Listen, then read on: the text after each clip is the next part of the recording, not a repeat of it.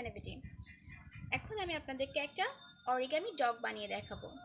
সেটার জন্য আমার এরকম একটা A4 সাইজ পেপার লাগবে, বাট আমি এটা পুরোটা ইউজ করব না, আমি এটাকে হাফ করে নিব।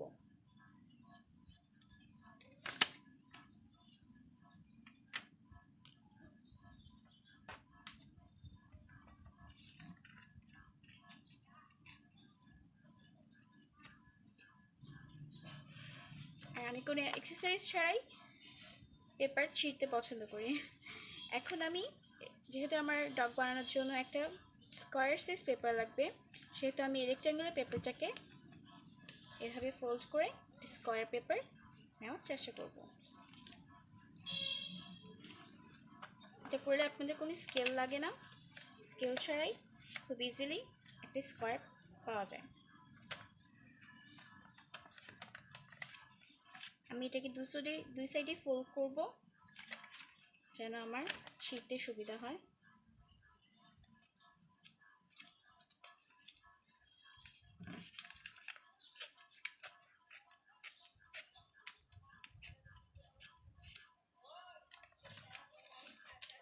তারপর আমি এখানে প্লাস করব না, জাস্ট ক্রিস ক্রস করব।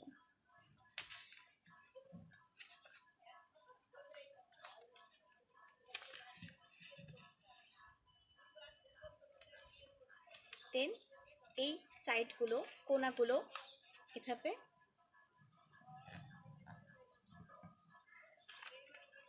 সবগুলো মিডলে এনে মিলিয়ে দিব, চারটা সাইডেই।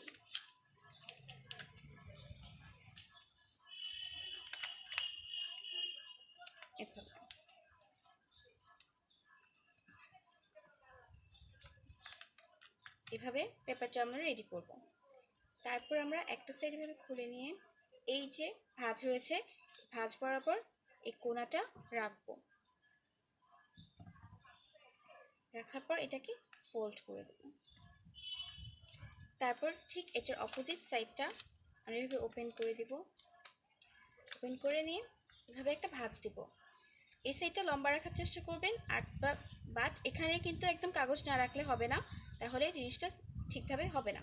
এভাবে একটু মাঝখানে এই সাইডে কাগজ রেখে এটাকে ফোল্ড করতে হবে। এবার আমরা পুরো জিনিসটাকে এভাবে ভাঁজ করে নেব।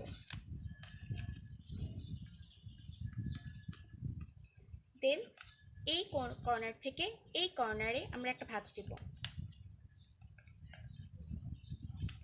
কাগজটা খুলে নিব যাতে আমাদের সুবিধা হয়। এইভাবে এই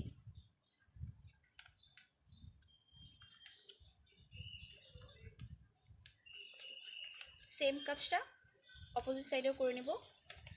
পেপারটা খুলে নিব, ভাঁজ ফোল্ডটা খুলে নিব, তারপর এই কর্নার থেকে এই কর্নারে এভাবে ভাঁজ করে নেব।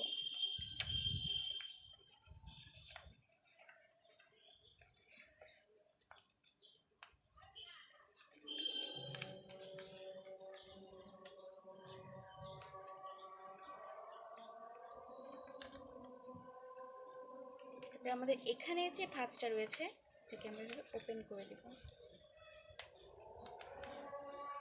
আপনারা চাইলে এখানে ডগের চোখ মুখ এঁকে নিতে পারেন, বাট আমাদের ডগ কিন্তু রেডি।